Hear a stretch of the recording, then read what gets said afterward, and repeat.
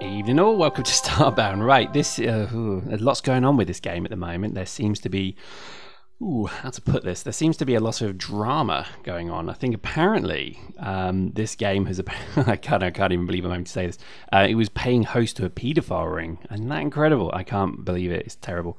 Yeah, apparently a load of paedophiles were using Starbound to groom kids, I guess. Obviously that's their particular fancy.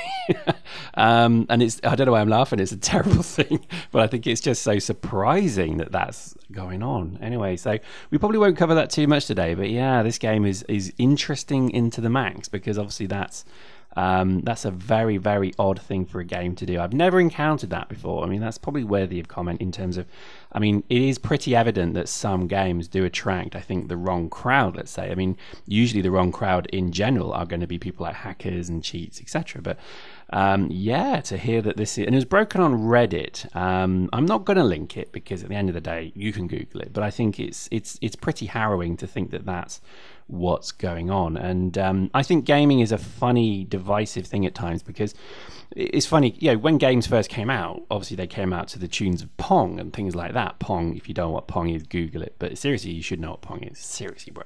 But what was interesting, I think, was that way back when, games were actually an adult pursuit, would you believe? The very first game, arcade game, was actually Pong in a bar, in a pub, you know, in somewhere in America, and that pretty much spawned the whole I guess arcade piece, and so on. But what very quickly happened is, I think, you know, with the addition of the 80s and such like Pac-Man, etc., is that they started to kidify a lot of games. And I think that's quite an interesting point, because when you think about it, I mean, take a game like Minecraft.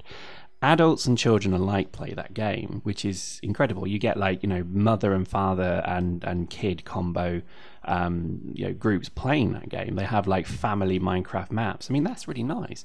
Terraria was much the same, because Terraria, while yes, it looks very cartoon-like and childlike, it's also a very complex game. So it was a very difficult kind of game just to say it's for kids, because the reality was it wasn't really like that. And I think this is where Starbound kind of comes in, because Starbound also is a kind of kiddie looking game, but I think that the complexity of it is it's a game that I think requires, I think, logic that is generally above and beyond a child's logic. Post in the comments if you agree or disagree. But yeah, just to hear that obviously that people are using kind of like, you know, pretending to be children on Starbound to kind of get to know other children is sick. It's disgusting, and I think that's terrible to think that that is actually, I mean, that could kill the game stone dead as well, because think about it, it's like there are certain things in society that are accepted and not accepted, and I think certainly, you know, pedophiles, etc., are just completely not accepted for every reason, you know, that I shouldn't even have to go into.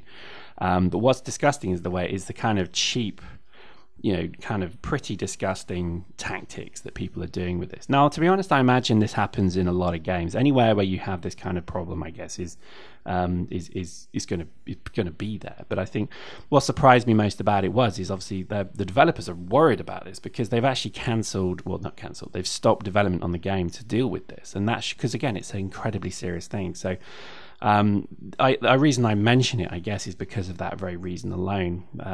So there we go, interesting stuff. And again, it's a disappointing thing that, unfortunately, gaming, which should be a pleasant, fun, almost kind of neutral pastime, everything does have its negative and you know, kind of seedy, dark, evil side as well. So, you know, food for thought.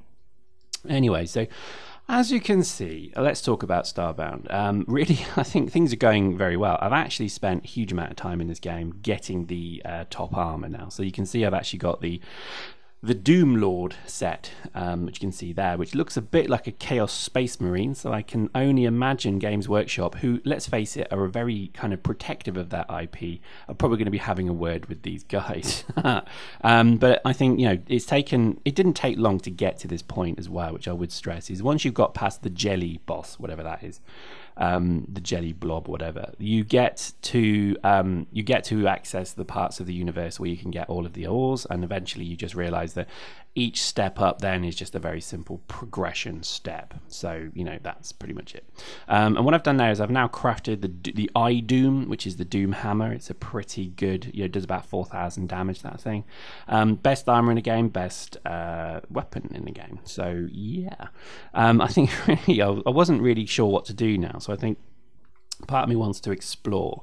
So everywhere we go, we're just going to be looking to explore now. And I think I want to get some good guns. I want to get like a rocket launcher, grenade launcher, stuff like that, laser beams.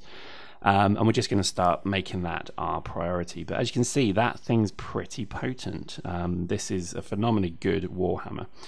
So there we go, that's that planet done. So let's go and find another. And I think this certainly becomes part of the glory of the game, if you like. Now, interesting bug. I found that actually once you start warping towards certain or between certain planets, your ship gets stuck in perma warp, which is interesting. I found that quite, you know, revelational, that there is definitely bugs in the game that kind of still need a little bit of ironing out. But in terms of the way the game generally feels, it's still feeling very good, and I think there's still an awful lot to do. But here we go. Look, I'm already getting suspicious, thinking, hang on, this is taking a long time to walk between two planets. And I'm thinking now, yeah, let's just start that again. It is pretty bad, isn't it? But in terms of the way that generally, I mean, there's not many bugs like that, I think, which are game breaking. There's a few things that are obviously a bit annoying, but I think it was just in that particular instance, it didn't like going from one planet in the same system to another, so we just went to a different one this time. And I think a lot of the problems I'm having, as you can see, I've got all the various armors and all the various things there, but I'm still really not seeing the point of settling. Certainly because every time I do, a fecking meteorite comes out of the sky and wipes out half the planet. And I'm not really seeing the point of like growing crops. I'm not really seeing the point of doing quite a lot of this stuff. So, you know, I think that's a shame in a way, because I would love to do certainly more of that, because I think the base building part was quite cool. But we'll continue exploring for the time being. I mean, I'm quite interested to see what you know, what random encounters there are out there as well. Plus, one of the things I'm going to try and do is capture pets as well, which we haven't really looked at yet. But you can get pets and you capture them with a creature capture pod, and what that then gives you is the ability to kind of access said pet throughout the game, which is kind of cool. Also, I'm just kind of stocking up on things like the lights. I like the cheap lights. It's just to get rid of all the pixels. But I quite like them in terms of what they do as well. But I think just generally, I think I'm quite kind of keen to, you know, to kind of see how, you know, the game it develops in terms of what you can find. Probably found most things, temples, prisons, you know, things like that. But there's probably loads I haven't found yet. I'm really keen also to find a level 10 pirate ship, because you can probably buy something quite good from them. Oh my god, that thing killed me. It's so ridiculous. So even with the best armor in the game, it's still pretty weak. You got to be a little bit careful, but yeah, what are you going to do? But you can see the Warhammer's pretty good, isn't it? It does a lot of damage. But yeah, I think that's kind of the thing, is that you still have to play this game very carefully. The tech as well is pretty cool. I've got a very nice piece of tech that I'll probably do a bit more of an expose on another time, which is the human mech. It's not very good though. Its damage is really, really crap, in fact. But it's a nice kind of way that the game could be going in terms of technology. I do like that. I'm still yet to find an ocean planet as well. So yeah, loads of things left to do in this game. Really quite looking forward to it. Oh, look at that. A flamethrower-y gun. Very nice. But this is it. That's why you explore. You need to explore to find stuff like that. So let's try this thing. Yeah, that's not bad. That's pretty good. Level 10 as well. But again, I'm very, very demanding on energy. So let's just hit him with the hammer. There we go. I think there's a lot of stuff as well in terms of the way that the game generally functions that I've not really tried yet, like wiring, painting, stuff like that. So I'm really quite keen to try all that out. But I think generally, yeah, it's still a very fun game, and I'm really quite keen to see what it turns into over time. Obviously, they've got to sort a few problems out, as aforementioned. That's going to be something that I have to really sort out. Oh, there we go. So we found a group of avians. These are the bird-like dudes, and they seem relatively uninterested with robots. So let's just carry on through their lands. Yeah, nothing really here. Always look for shops. Look at that, they live in trees. How pretty. Always look for shops, because shops can be actually quite useful. Always loot everything as well. You don't generally get any aggression for looting, so you can just go and loot whatever you like. But generally I find that most of the villages are not that particularly good. There's very little actually on them, unless you're kind of finding something like a pirate ship, which can be useful because it can have quite a lot of the rarer guns in the game, like the rocket launcher, etc.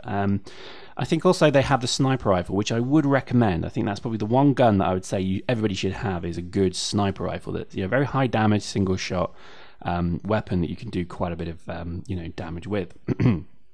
But we're going to keep experimenting with this game. We're going to keep pushing it.